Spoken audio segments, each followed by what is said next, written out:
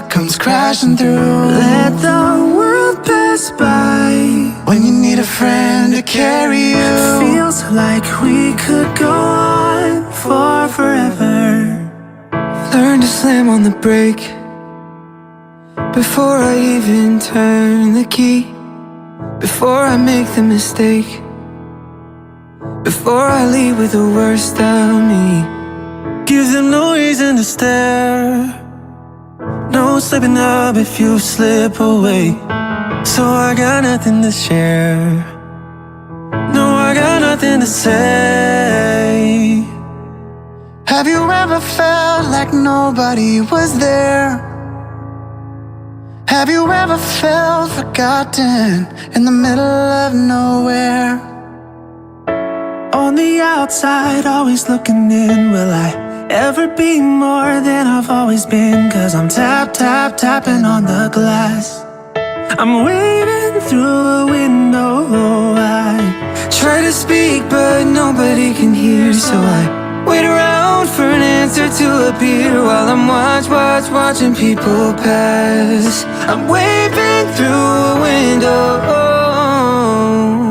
Well, let that lonely feeling wash away.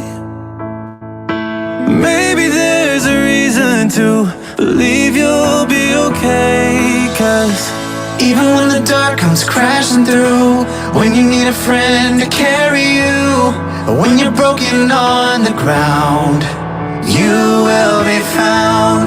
So let the sun come streaming in, 'cause you'll reach up and you'll rise again. Lift your head and look around, you will be found. All we say is love, you will be found. 'Cause the sun burns bright, you will be found. Well, let that lonely feeling wash away. Maybe there's a reason to believe you'll be okay. 'Cause even when the dark comes crashing through, when you need a friend to carry you, when you're broken on the ground, you will be found. So let the sun come streaming in, 'cause you'll reach up and you'll rise again. Lift your head and look around, you will be found. All we say is love, you will be found. 'Cause the sun burns bright, you will be found.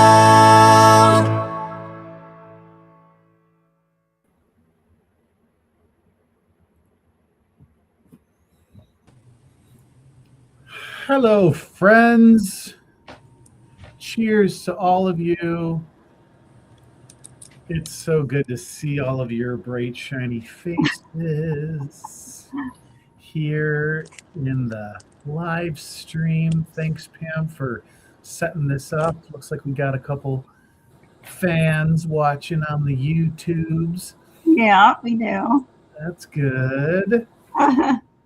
So, how long has it been? 2 weeks? 3 weeks? 2 weeks? 3? I don't know. A time warp. It's a time warp. It's a time warp. Especially because, as many of you know, which we'll talk about more later, we've dove right into our next project, which is the musical called Amelie, but we'll talk about that later. I have some questions on deck, and I have things that I want to know about, but I first want to just kind of throw it out to all of you. This is a really big question, but I'd like to hear your thoughts from your perspective, both as an actor, but also as a human. And that is, why do you think this story resonates so deeply with people? Ding. Sorry. I'm gonna put Lincoln on the spot. Or not. Put Jen on the spot. Everybody has their mics off. Like, why does the show resonate with people? That was the question? Mm-hmm.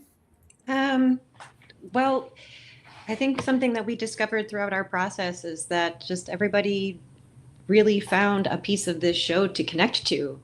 Um, Certain people drew from different parts and different things, and that was kind of the reaction that we got from our patrons as well. And I think we all really connect with it in different ways, but for a very special, specific way. Okay. I think Anybody else have any thoughts to share? I think Shannon said once at Oh. an interview. Hear me? Hi, Shannon. I can hear you now. Okay, there's Hi, Shannon. I was just asking everybody why they thought the show resonates so and deeply it's with gone. people.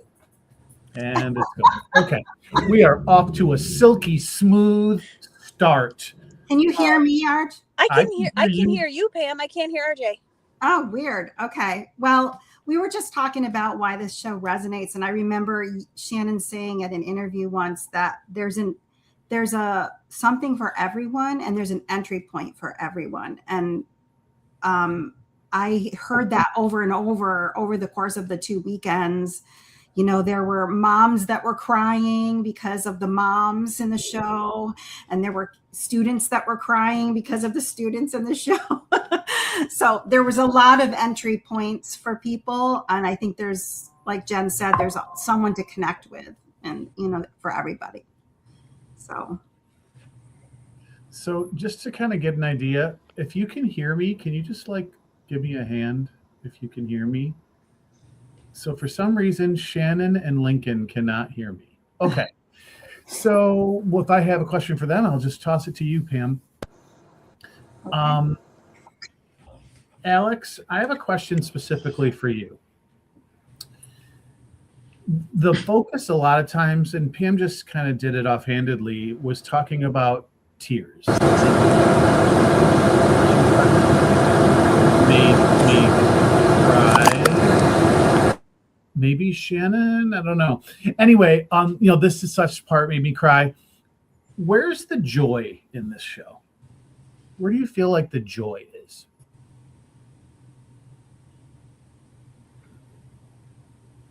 Alex, we can't hear you.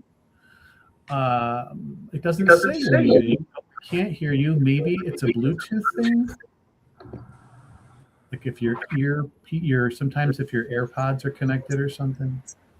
How about now? Yes, excellent. Oh my gosh. Technology is so fun, everyone. Yeah. My goodness. Yeah, that's a really great question, RJ. Thank you for asking. World peace. Sorry, I'm joking. Beauty pageant. Yeah, I think in a show that is as heavy as this one, it is hard to find the joy. And I think a lot of the joy comes in the uncomfortableness that we feel sometimes as human beings. And I think the joy is really brought out in two characters that are pivotal in the show. And they were played by Lincoln and Natalie. Sometimes when you focus on Evan's story, it is very sad. The things that he is going through internally, the choices that he makes. And I think a lot of us find the joy in that lie, but because we giggle and we laugh and we've all been there before. But I think the characters, Jared and Alana, they bring a lot of comedic relief that the show needs. And I know that every time that they were on stage, I was laughing. And I think that they were really the joy within this show. And they kept that humor and light in a story that is pretty dark most of the time. Yeah, thank you for that. I think I think you're absolutely right. Did any of you, by the way, read the book? No. Yeah, I read the book, I think in middle school. Oh. Yeah. I read part of it, and I was interested that, well, I'll get to it in a minute, but I was just curious. So Natalie, you might want to jump in a bit if you remember back then. Sure. Because Damon, first of all, Damon, you can hear me. Yes, you're shaking your head. Okay. So, Damon first, what do you see as Connor's role in this story?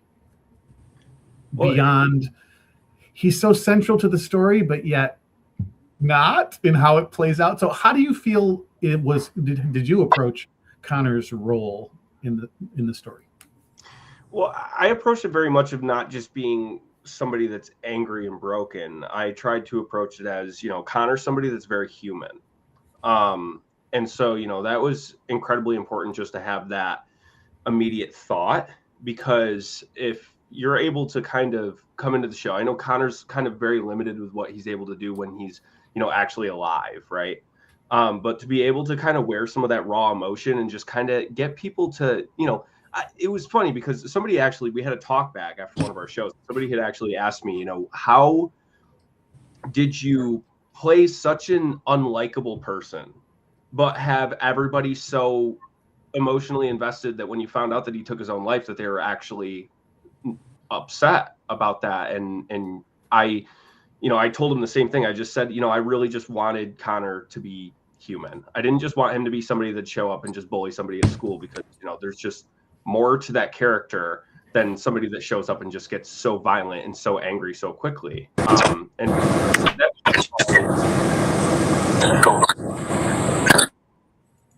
that was just kind of my initial approach to the character.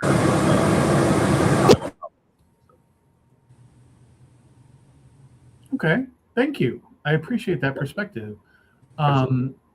Natalie, do you remember anything when you read it back? I know it was a long time ago, but do you remember, there's a lot more of Connor in the book than in the musical. Do you remember that? And what do you think about that?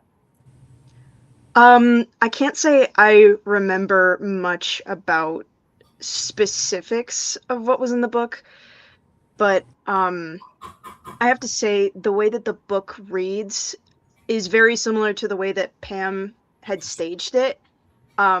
I mean, in the Broadway script, it's very minimal as to when Connor shows up, and a lot of the staging for that was done by Pam, who had added bits in.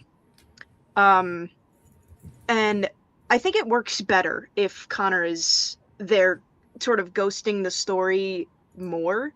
I think that it plays better. So I was very happy to see that that was the way that Pam had decided to stage it.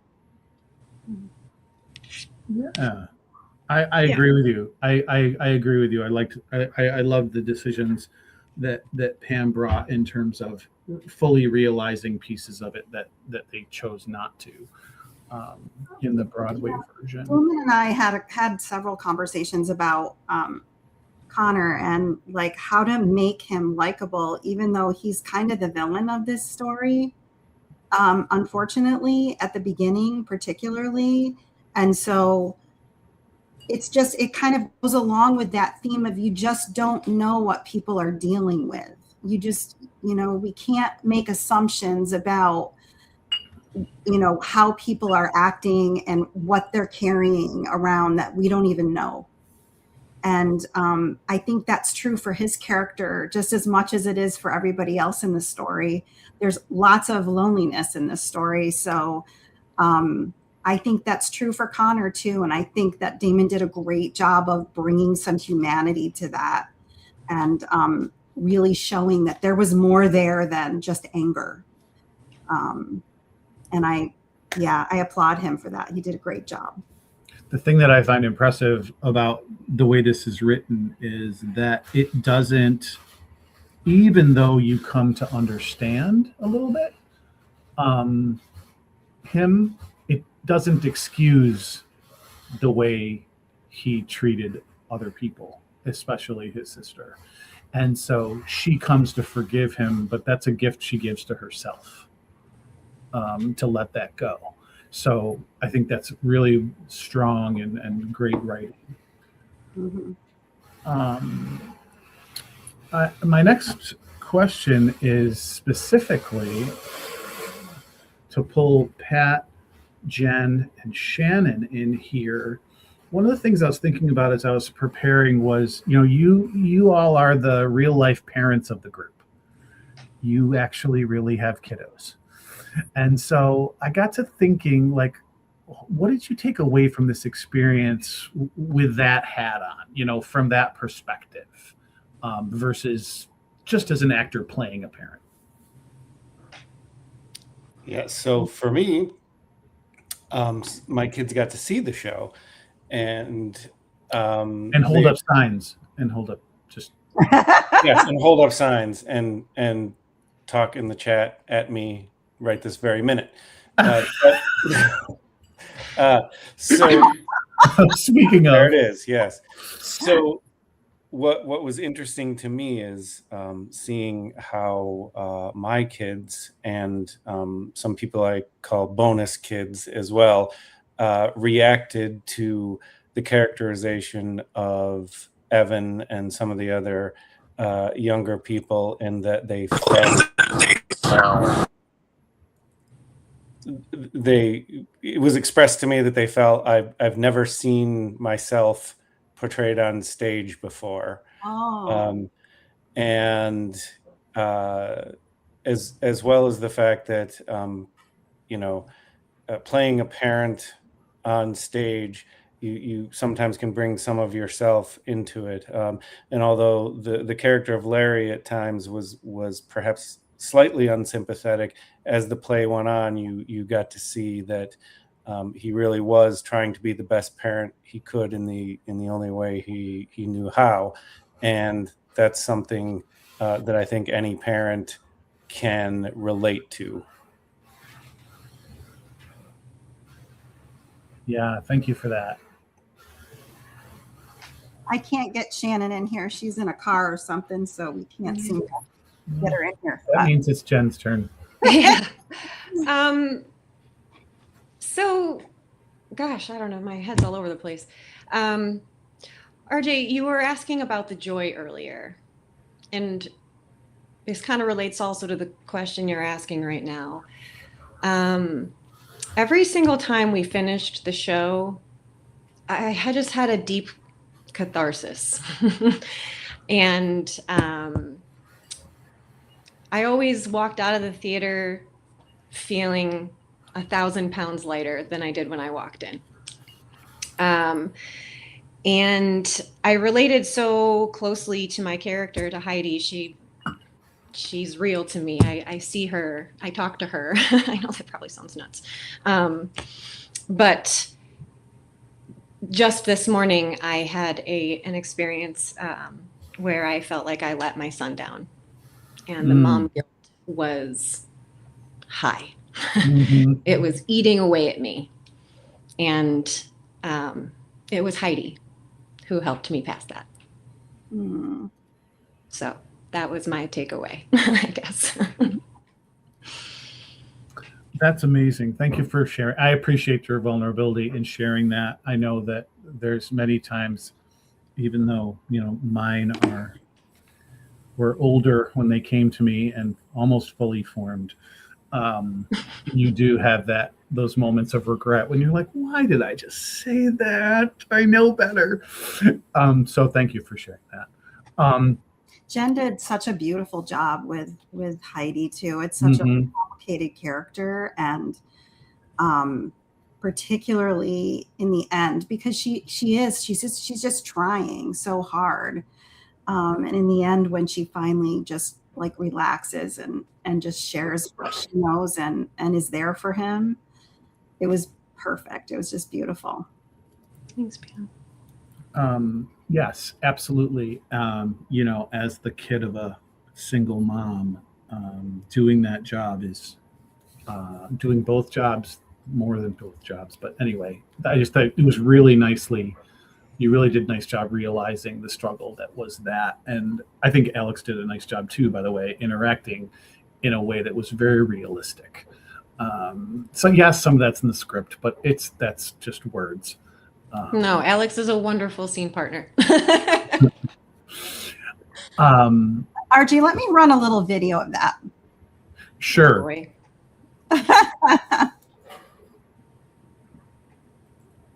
Oh,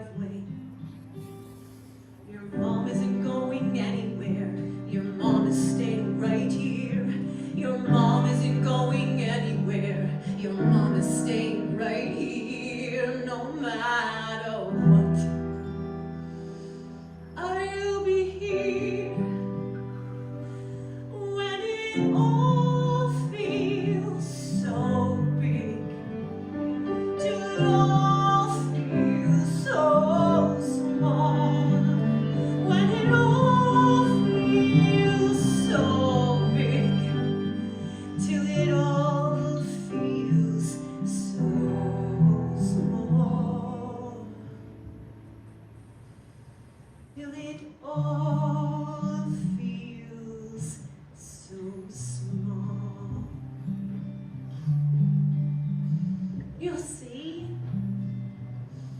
I promise.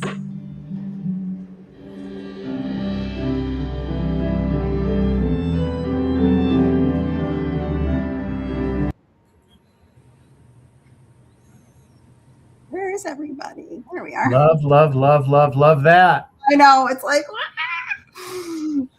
So good. So good. Pre-demands and ablum. I'm not sure what that is. We'll go with it. So, Lincoln, I don't know if you saw, I dropped a question for you in the chat because I wasn't sure if you could hear me, but for everyone's sake, I was saying to Lincoln that they're the closest in real age to the character that they're playing. Now, Natalie is 2, now that I'm thinking about it. So I'll put this to both of you.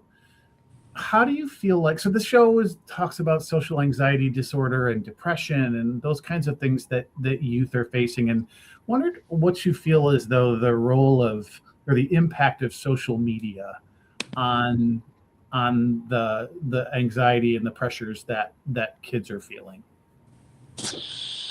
Yeah, I'm not terribly invested in social media, but I'm surrounded by loads of peers that are, and something that is affecting all of us is that we spend a lot more time putting effort into our friends that are on our phones as opposed to the people that are around us. Like, one of my professors made a rule about halfway through this semester, and he said that we're not allowed to be on our phones as soon as we enter the classroom, even if class doesn't start for another like 5-7 minutes. No phones, and that has led all of us classmates to talk with each other and just interact with people face to face.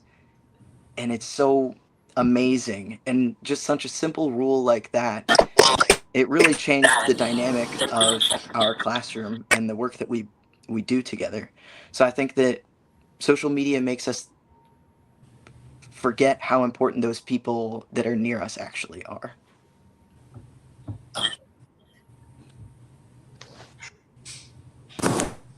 Yeah, and just to jump off the back half of what Lincoln was saying, I do think it's really important to have that face-to-face connection, and I think that a lot of people around our age do lack that.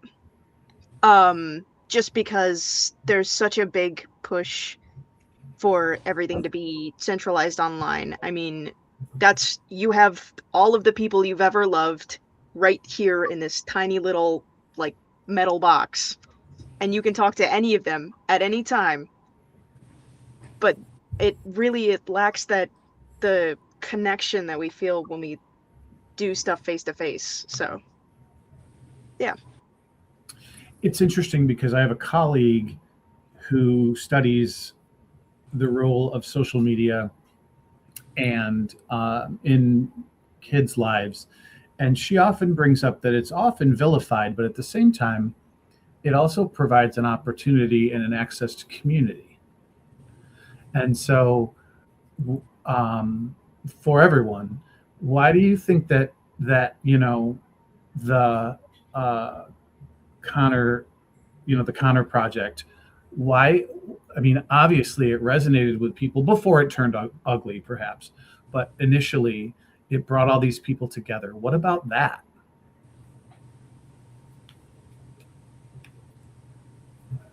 I think that. Oh, sorry. You go ahead. I was going to say I wasn't throwing it to anybody in particular. I'm just putting it out there. Okay. I think that with, like everything, you can have something like social media in moderation, and I do think that it does help in certain circumstances to know that there are people everywhere around you that are feeling the way that you are feeling. I think that that's important to know, that the way that you're feeling is normal, that sort of thing, and that you're not alone. I think that was something that the Connor Project sort of represented, was the act of finding community. especially in an online space where it's easier to reach out to people anonymously so that there's no pressure and people that you don't already know. I think there's such a sense now of people wanting to have a group or have something to stand behind and be with and agree with. And I think people are always searching for that. I think Jared has a line at some point, which was sarcasm, but it's also like kind of true. You know, this will be over in a week and then we'll be on to the next catastrophe. You know, I think people just want to grasp onto something to connect. Absolutely. I'm going to throw to Alex here. Alex, talk to us a little bit about what you perceive as, I'm going to call it the evolution of the lie. Like, I'd like to hear about how you think about it and how you approached it, sort of at the beginning, middle, and end. Yeah, I guess the whole story revolves around this lie, and I think when I looked at it, I wanted to look back to when I was 17, and every little thing felt like such a big deal, and I think that's just a perspective of when I was younger. But we were talking about community and finding a sense of belonging, and I think that's where this lie originates from. Evan feels so alone, and he sees a gateway into having a community within the Connors family, and the way that he gets in is by lying. And I think once you start going down a rabbit hole of a lie, it just starts building and building and building. And there's some things that you just like can't take back, and you got to play with it. Especially when there's a goal of feeling like you have that sense of belonging with those people. And then you bring in the aspect of having a relationship, an intimate relationship with a girl that you've loved your whole life, played by the amazing Kaylee. You would do anything to hold on to that feeling that you are valued and that you are enough and that you are worth it. And I just think that's why Evan kept doing it. He was addicted to the feeling of feeling seen, feeling wanted. And, he couldn't stop because they didn't want me to stop, and he didn't want himself to stop, because the moment he tells the truth is the moment that it all goes away. And, eventually, at the end of the show, it comes to light, it comes to fruition, the truth. And I think that's a lesson that we learn in the show, that, honesty is the best policy. Always tell the truth. When I think, Evan, when I think about myself and when I think about my life and where I grew up, sometimes you build those walls, you say things that you don't mean, or that you don't believe, or that aren't true, as a way to protect yourself, whether that's from what you're dealing with inside or from people outside of yourself. And this this show really messed with me in my head, because I started saying things over and over again like I believed them too. Like I was like, yeah, I was best friends with him. Like what aren't you guys seeing? And I think he convinced himself that it was true. And that's the issue when you live so deeply into dishonesty. Sometimes it just becomes the reality of the situation, which is, I think, what led him to crack. Here's a little clip of Forever. This is when you really tell Yeah. that lie. Yeah, for the first time. Just a little. But you and I, for forever this way, all we see is light, 'cause the sun burns bright. Life will be alright, for forever this way. Two friends, true friends on our first day.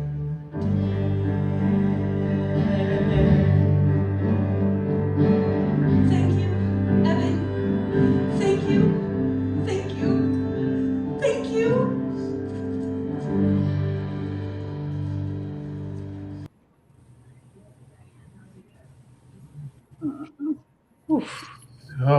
So amazing. Alex, can I interrupt? I've never really gotten to see that from the front. I've only seen it from side stage. All the little things, all the little choices that you make. So beautiful, my friend. Oh my goodness. I'm like so emotional. Thank you, Jen. This show is Marley's crying again. She's this show is such a trip, and I know it was called Dear Evan Hansen, but I honestly like choices that I made as an actor. I couldn't have done without any of you, and being scene partners with you, even if it was for 5 seconds or full minutes on the couch and just bawling in your arms. This show is so special to me, and I couldn't have done anything without any of you on and off this call right now. I'm muting myself. Everybody say hello to Shannon. She's on the chat because she cannot get online. It's so sad, she said. Shannon, we miss you, and we miss Kaylee, who is at Eastman at a rehearsal, so she couldn't make it online either. But Alex, how did you manage your emotions? Because I know, especially towards the end of the show, you got real emotional.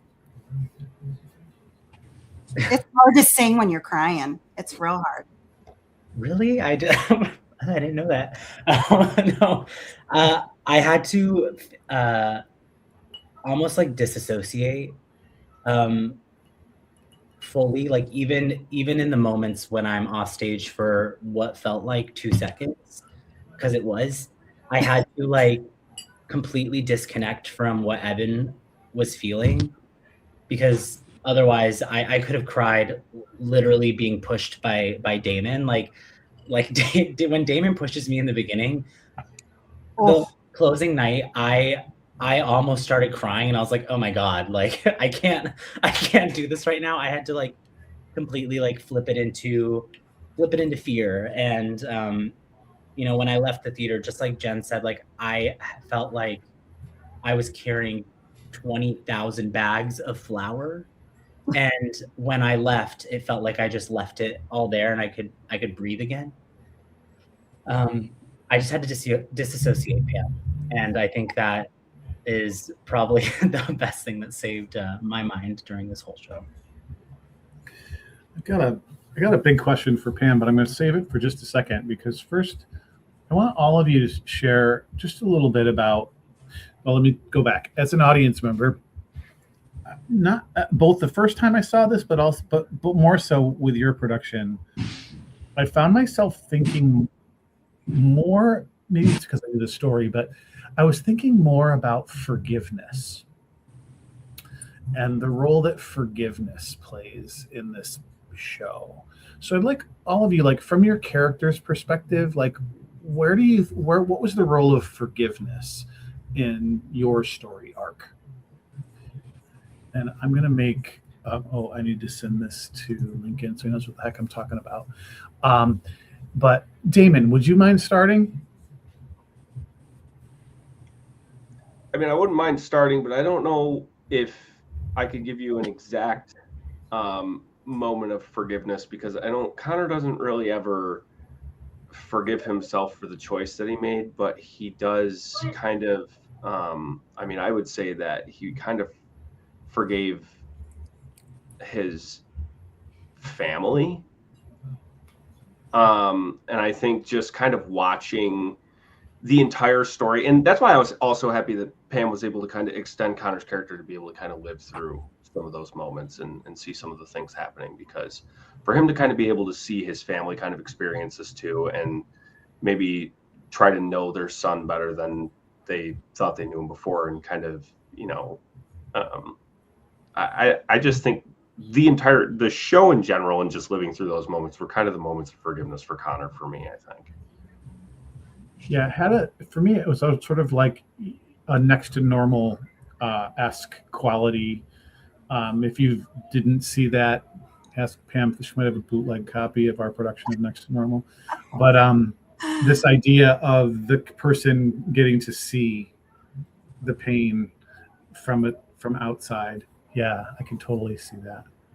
And honestly, look, I'm looking for a photo because I want y'all to see this picture, but that's Damon. Like, Damon, you brought that to the table. Like, I don't think I've seen the show multiple times. I've never seen that part of it. I've never been able to say, oh, he forgave his family. Like, that never showed up before. At least for me, it didn't. But I love this photo because you can see him smiling there, watching this reconciliation. And I just think it's a beautiful picture. But that's what Damon brought.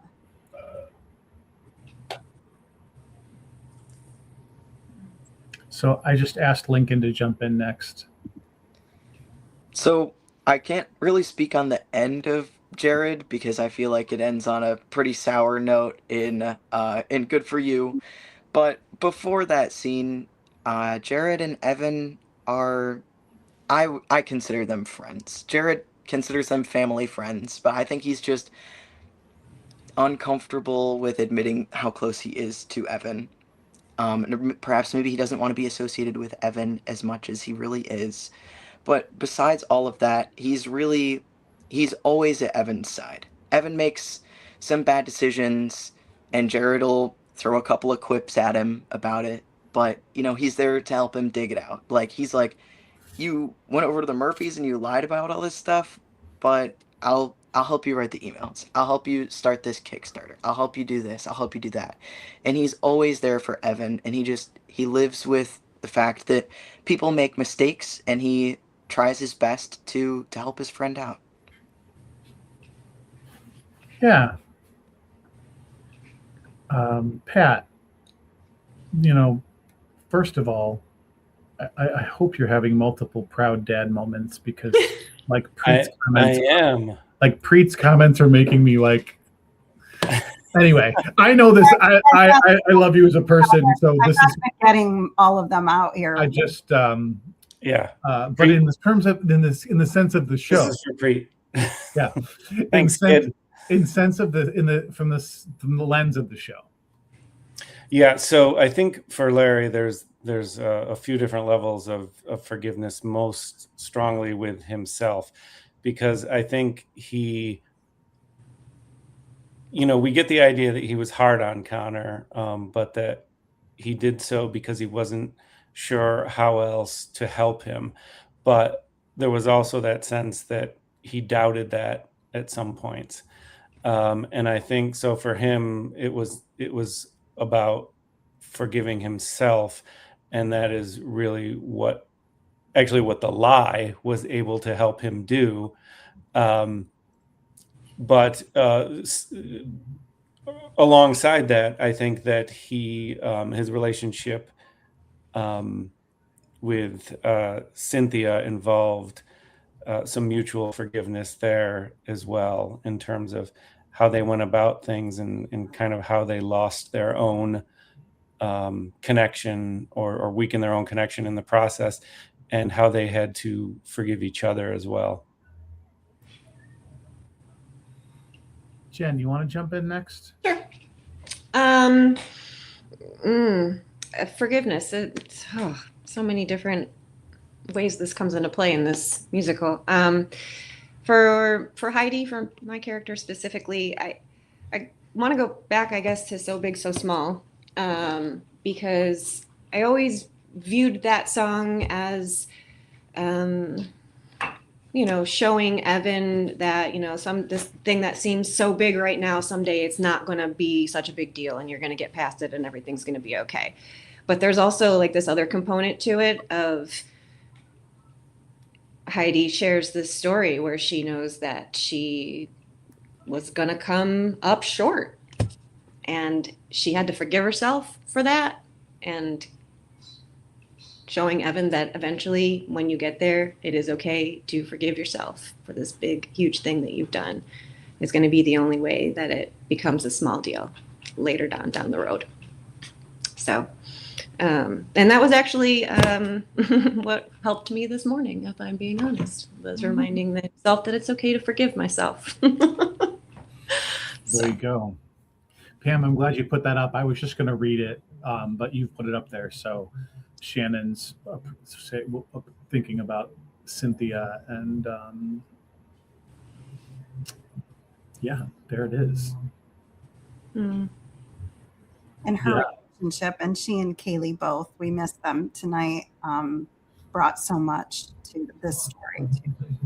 Yeah. So now I'm going to go to Natalie and then end this with Alex. I think that the same situation is true for Alana as it is for Jared. There is that sort of super sour note with good for you, like Lincoln had said. Alana spends a lot of this show doing not only what she thinks is morally correct, but also what she thinks will get her attention at the same time. Double-edged sword. And I think that she recognizes in Evan that they're sort of the same in that way, that they both are looking for that connection. And I think that part of the forgiveness of Alana is recognizing that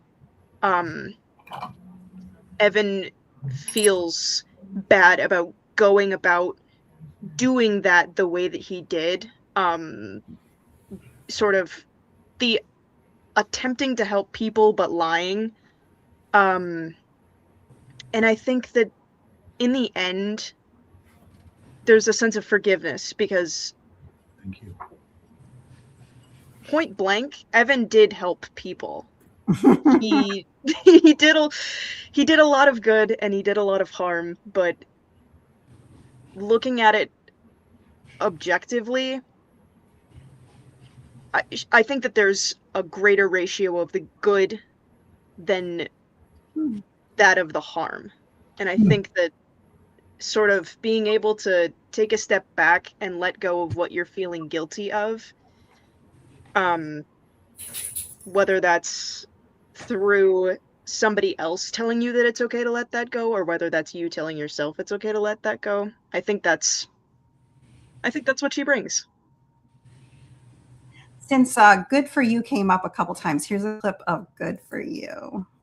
It means you should remember who your friends are. I thought you only talked to me because of your car insurance. So maybe the reason you actually talk to me, Jared, is because you don't have any other friends. I could tell everyone everything. Do it. Tell everyone that you helped me write emails pretending to be a kid who killed himself. Fuck you, Evan. Actually, cross your mind to be slightly sorry. Do you even care that you might be wrong? Was it fun? Well, I hope you had a blast while you dragged me along. And you say what you need to say, and you play who you need to play. And if somebody's in your way, cross them and leave them behind. Well, I guess if I'm not of use, go ahead, you can cut me loose. Go ahead now, I won't lie. I'll shut my mouth and I'll let you go. Is that good for you? Would that be good for you? I'll just sit back while you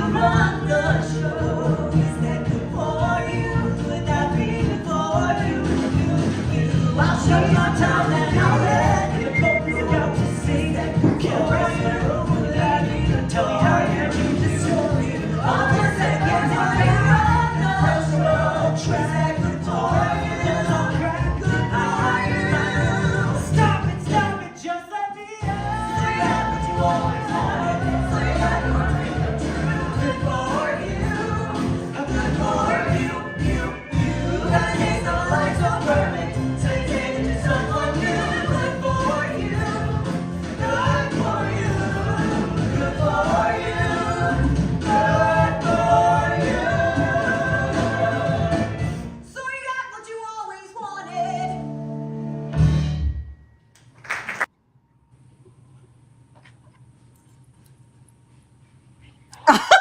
Natalie, your face is killing me right now.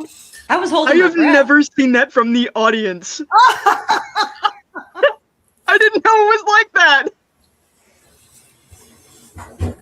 Yeah. Oh, look at your face. You're so emotional. Sorry, I lost you there for a minute. My internet decided to die. Pam, I have kind of a big question for you. Yeah. One of the criticisms of this show Mm-hmm. is about the end. And whether just about the end, is it a little too rosy? Is it a little too, everything works out in the end? You know what I mean? Like, what do you think about that? And how did you approach that? I mean, does it work out in the end? I don't think it does. I think the biggest thing that I hear about this show is that some people do not like it, do not like the show because they don't like Evan and they don't like that they feel like he got away with that. Mm-hmm. Yeah. And so Alex and I talked about, we have to be able to forgive him or else you don't like the show, and I had some friends here from Texas that came to dress rehearsal and they pulled me out at intermission and said, I've seen this touring company multiple times and I always hate this guy. And I love your Evan. He's really getting me. He's got me. And I'm okay with him. And I think I heard that multiple times over the weekends, that it was just Alex doing his thing that he does, where you just fall in love with him on stage. And he really gave Evan a sense of humanity. And like Natalie said, like he did a lot of good. He didn't do that entirely in a selfish way. In fact, the first time he lies, I think he's just doing it because he feels like he doesn't want her to cry anymore, and so I mean we have to be able to forgive him, and that's such a critical thing. And then Alex and I talked about that last monologue briefly. Maybe he can talk a little bit about it. We kind of both hated it because it was like, and now we're going to wrap up the story in a little bow. Mm-hmm. But I will say it ended up being one of my favorite moments, Alex, because it really got us. It was just your delivery that was so good. But I don't know if you want to talk about that last monologue. Yeah, I completely agree with you. I think when going back to that question about forgiveness, we do need that moment to maybe not like forgive Evan, but the humanity of like human compassion for another and living with the consequences of his actions. And yeah, people don't like the ending. And to be honest, I was one of them until I had to do it. And it all makes sense because that's the moment that Evan forgives himself. He's like, I'm trying to think about the lines without bawling my eyes out, but he says to Yeah, exactly. That's what he said, and it was just so emotional. He says, wow, I can't even remember her name. Kaylee. I'm talking to Kaylee. Zoe. Zoe Murphy. Like, your parents didn't have to do that. They could have told everyone what I did. And she says, like, everybody needed it, and it saved my parents. And I think that's when he realizes, like, I didn't do this out of malice. I didn't do this with any ill intent, but to feel that human connection. And just like you said, Pam, like, that first time he's lying, like, I've never seen anyone cry before. Right. They were so sad. They So looked sad, and he wanted to have that compassion, and that turned into that lie. And we have to be able to forgive Evan, and I think that's why the ending exists the way that it does, because he does, like Natalie said, he does some pretty manipulative and despicable things, but you kind of end up rooting for him. And every time he adds to that lie, like, there was nights that I would add another lie, and I would hear someone go, "Oh no," like, oh, and it's just like, you want him to find a way out, but as a human, you see someone that's living with this social anxiety and such loneliness, and you understand why he's doing it, and the empathy of it all, and the compassion, again, is, I think, the reason that we're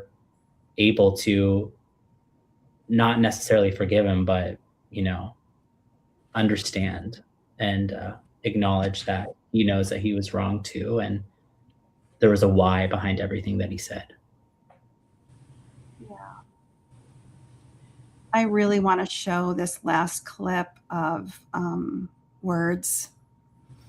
Can I show it, Alex? Yeah, I'm just gonna go over here.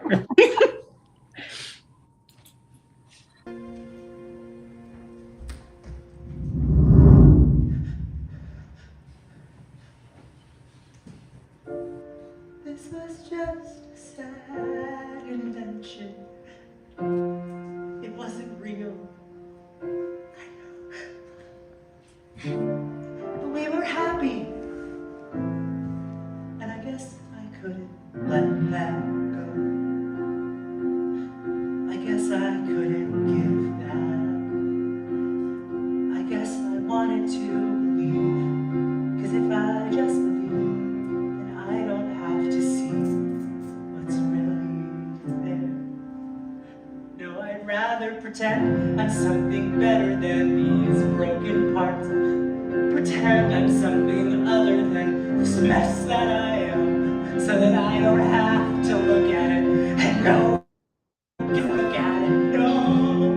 No one can really see. I learned to swim on the brink before I even turn the key, before I make a mistake, before I lead with the worst of me.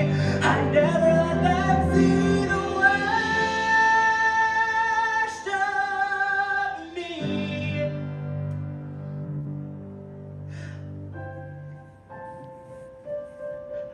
What if everyone saw? What if everyone knew? Would they like what they saw? Or would they hate it too? Will I just keep on running away from what's true? All I ever do is run. So how do I step into the sun?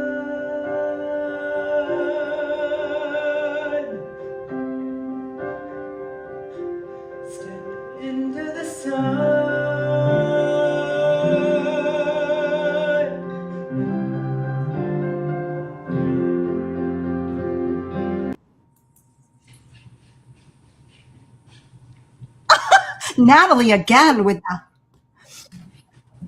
I hadn't seen that.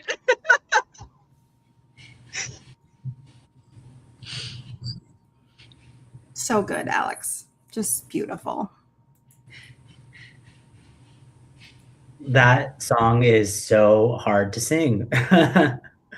And there was like moments in it where I would hit myself because I felt so gutted and I felt so connected and I felt everything that he was feeling, that it hurt me. It physically hurt me to sing that song. And which is what made the next song all the more better, because I could just collapse in Jen's arms and she would wipe my snot away. But the tears were very real, because if I looked outside, looking at Evan, like, my heart breaks for him too. I'm just the person that is telling his story, and that song is so insane and heartbreaking.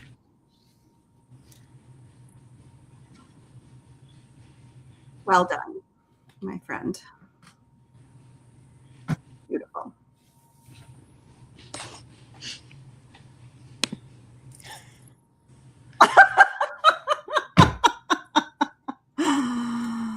Oh, goodness.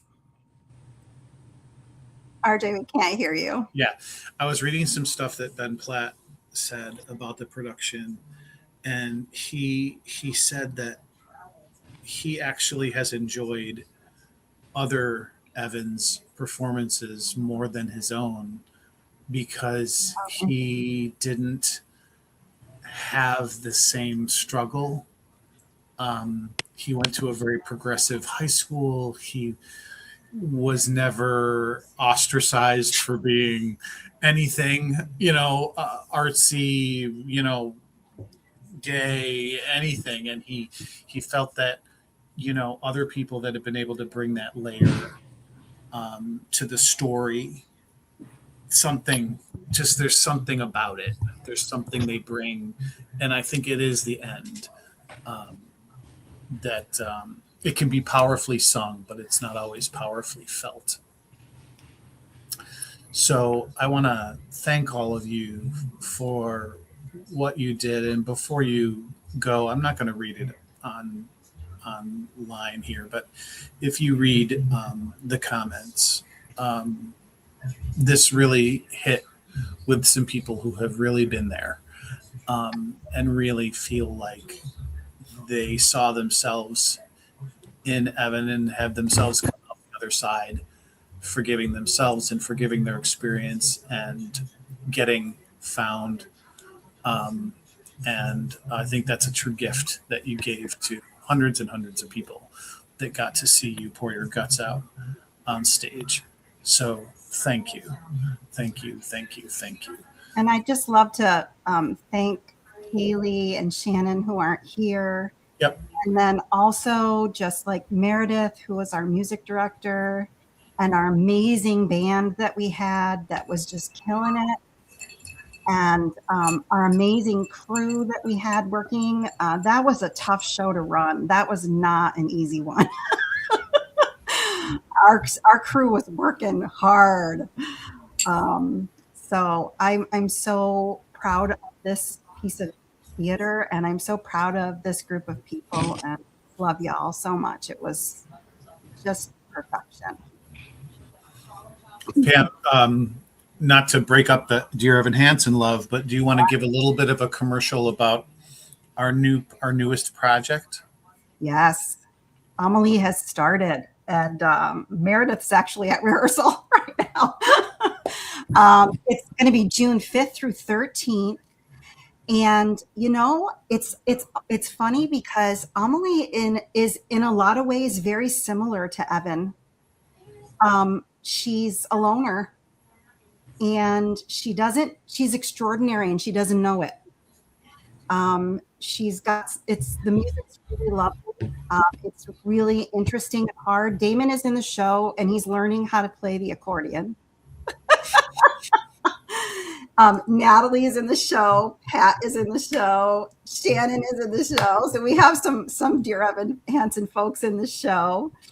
But Marley Bly is playing Amelie. And I got to just show you one quick clip of a rehearsal of them singing. It's just great. This is from Amelie. They say times are hard for dreamers, and who knows, maybe they are. People seem stuck or lost at sea. And I might be a dreamer, but it's gotten me this far, and that is far enough for me. Look out my window, there's a view of other windows. My own museum full of paintings I look through, where everything is clear.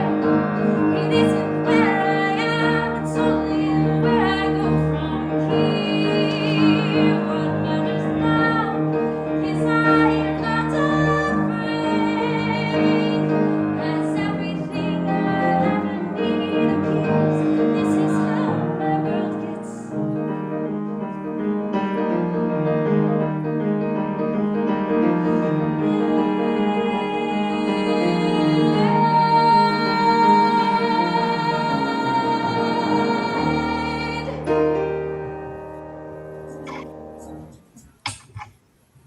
Marley is so good. It's like gross. That was so happy.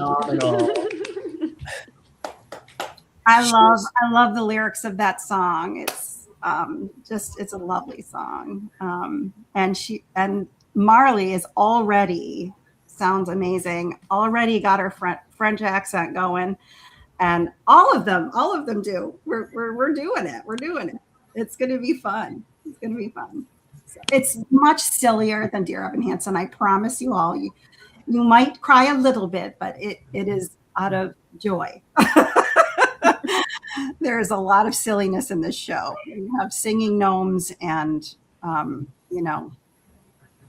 John. I mean, Elton John, yeah. you can't go wrong with Elton John. So Thank you all, and to our audience that's listening. I know we've got a bunch of fellow theater practitioners that are in the thread, but if anyone's finding this by chance or that have just come and sat in the audience, consider jumping in and being part of this amazing magic that we all love to produce. And whether it's just slinging a paintbrush for an afternoon, or sitting and pushing the button on some light cues, or whatever that case may be, there is a place for you in this quirky family of ours. And we'd love to see you to join in and help us to participate in some way, as well as to come sit and watch what we do, because that's why we do it, y'all. That is our on sale at www.theater444.com. Theater with an R-E. If you can't make the show, we gleefully accept patrons. Pam, if you have something to pull up about patrons, but because I got to tell you, this magic is magic, but it's expensive magic, and people are surprised to know that just to do a show, you have to pay the owners of that show thousands and thousands of dollars just before you put up a set or pay an orchestra member or any of those things. So please, if you can, if it's within your means, support what we do, support the work that all of us have done and will continue to do for you, and for all of you beautiful individuals, as well as Shannon, who's listening from, I think, her parents' driveway is what she said, whatever. And Kylie, Kaylee, that had rehearsal, another rehearsal. That's what we do, man. We're always at rehearsal. We're always at rehearsal. This my college theater T-shirt the slogan was, "I can't, I have a rehearsal." Right. It's true. It's true. I had to change rehearsal tonight so Natalie and Shannon could be here.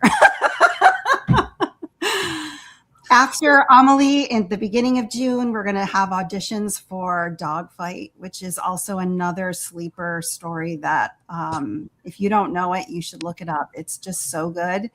And the music's just dynamite. And Pasek and Paul, who wrote Dear Evan Hansen, wrote the music for Dogfight, and it's just dynamite stuff. So auditions for Dogfight are coming up at the end of June, okay? So we hope that you'll join us either in the audience or on the stage or behind the stage or whatever. Come and have some fun with us. This making art is pretty awesome, especially with these crazy people. I love them. So, Thanks all of you. It was a pleasure to spend an hour with you or hour and change. And I look forward to seeing all of your faces again soon in person and online. Thank you, Pam, for all that you do to be the sort of lifeblood and the heartbeat, truly, of Theater 444. You know, it's if you don't know, we can tell you. You know, she's making the programs, she's designing the posters, she's designing now video. All right. She's hanging the posters. All right. So, thank you. All right. Thank you. Good night, everybody. That's all that I've wanted for longer than you could possibly know. So it can be us, and only us. And what came before won't count anymore or matter. We can try that, it's not so impossible. Nobody else but the two of us here, 'cause you're saying it's possible. We can just watch the whole world disappear Till you're the only one I still know how to see. It's just you and me. It'll be us, and only us. And what came before won't count anymore.